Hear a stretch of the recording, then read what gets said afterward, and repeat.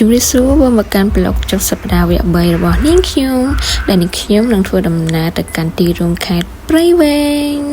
ហើយចំពោះការធ្វើដំណើរនេះផងដែរគឺនាងខ្ញុំជិះតាមគៀនស្វាយមករហូតមកដល់ស្ពានអ្នកលឿងដែល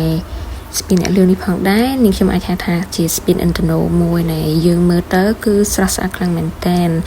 ម៉ោងដែលនាងខ្ញុំថតនេះគឺខ្ទង់ម៉ោង1ទៅម៉ោង2អញ្ចឹងថ្ងៃវាឡើងរៀងប្រឆិតត្រង់បន្តិចហើយយើងមើលទៅផ្ទៃមេឃគឺពណ៌ខៀវស្ងាត់គួរឲ្យស្អាតខ្លាំងមែនតើបងប្អូនហើយចាស់តម្រាំពេលយប់ដែលមានភ្លើងពណ៌ទៀតមិនដឹងថាស្អាតយ៉ាងណានេះគឺជាទស្សនវិជ្ជាដែលខ្ញុំថតពីលើស្ពានទៅគឺនៅលើស្ពានហ្នឹងខ្ញុំមើលទៅគឺឃើញទឹកលិចនៅតាមដងផ្លូវអស់លេងហើយគឺមានតែមួយផ្លូវមួយខ្សែហើយអ្វីដែលខ្ញុំចង់អមបង្ហាញនោះគឺភ្នំឈើកាច់គឺលិចទឹករហូតដល់ភ្នំឈើកាច់ហើយនាងខ្ញុំត្រូវជិះធ្វើដំណើរទៅទីរួមខេត្តព្រៃវែងហ្នឹងគឺជិះមកខាងឆ្វេងដៃប៉ុន្តែដោយសារតែលិចទឹកខ្លាំងពេកក៏ខូចសាបាននាងខ្ញុំក៏គាត់សម្រេចចិត្តថាជិះវៀងទៅតាមក្រោមស្ពានអ្នកលឿងវិញ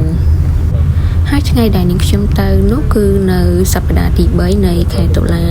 ឆ្នាំ2025នេះហើយបងប្អូនគឺទឹកនៅលិចនៅឡើយទេប៉ុន្តែមកដល់ថ្ងៃនេះគឺប្រហែលជាទឹកស្រកហើយដោយសារតែវាជិតចូលដល់រដូវដើមរដូវប្រាំងអញ្ចឹងក៏វាមានភ្លៀងតិចតួចដែរអញ្ចឹងទឹកក៏ចាប់ផ្ដើមរៀងស្រកដែរបងប្អូនហើយលិចតែមិនតិចកន្លែងបកគោនេះទេទីគាត់ហ៊ានចូលទេវាដែរស្លាប់ជិះដល់គីឡូទៅផ្លូវវាក្រឹបញ៉ាំតិចដល់ស្វាតបត់មកវិញអកាទៅហ៎បត់ទៅអកាទេបើនឹងអំឡុងពេលដែលជិះនៅលើស្ពានហ្នឹងគឺពិភាក្សាគ្នាថាជិះទៅតាមផ្លូវណាចឹងណាបងប្អូនបើនេះខ្ញុំមិនសូវជាស្គាល់ផ្លូវប្រហែលទេគឺគាត់ជិះទៅណាគឺខ្ញុំទៅនឹងដែរហើយខ្ញុំមិនសូវជាអ្នកស្គាល់ផ្លូវប្រហែលទេតែនៅពេលដែលយើងបានដើរច្រើនណាគឺយើងអាចនឹងស្គាល់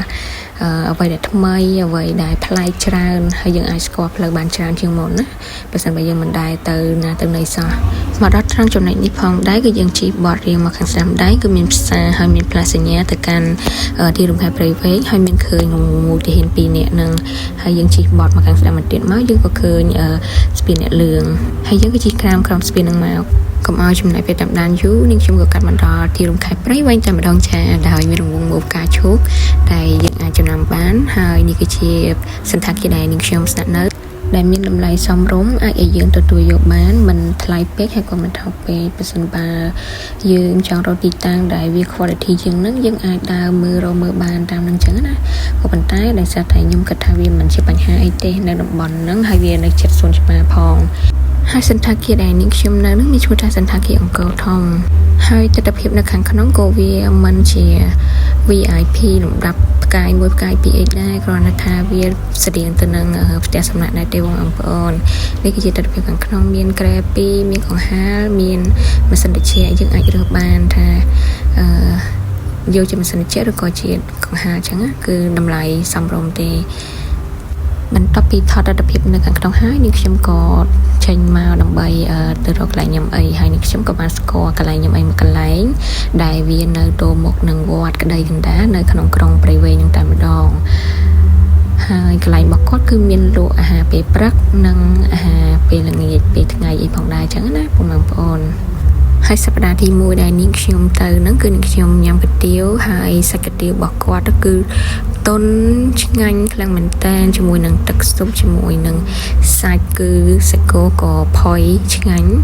ទឹកស៊ុបក៏ឆ្ងាញ់អញ្ចឹងនាងខ្ញុំឲ្យរ៉េត9 លើ 10កុំឲ្យថា10 លើ 10វាឆ្ងាញ់ខ្លាំងពេកអញ្ចឹងណាអញ្ចឹងហើយទុកឲ្យពុកម៉ែបងប្អូនជាអ្នកទៅសាកញ៉ាំចង់ដឹងថារសជាតិនៅ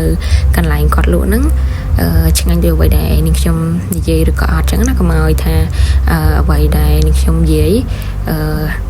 តសារហូរហេតុពេកអញ្ចឹងគឺបងប្អូនអាចទៅសាកញ៉ាំបានដោយសារតែនាងខ្ញុំមើលឃើញថាវាឆ្ងាញ់ហើយសាច់កាទៀវវាទន់ដែរនាងខ្ញុំមិនដែរញ៉ាំពីមុនមកសោះ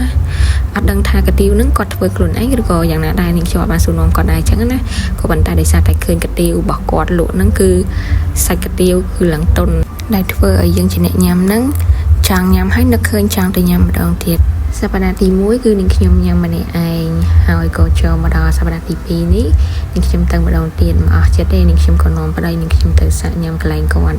ហើយកាទៀវកន្លែងគាត់ផ្លាយត្រង់ថាទឹកស៊ុបធម្មតាទេប៉ុន្តែមានជីម្បូរមានម្អមលាយចូលគ្នាអញ្ចឹងណាចំពោះអាហារថ្ងៃត្រង់វិញក៏នាងខ្ញុំទៅញ៉ាំកន្លែងគាត់ដែរនាងខ្ញុំជ្រើសយក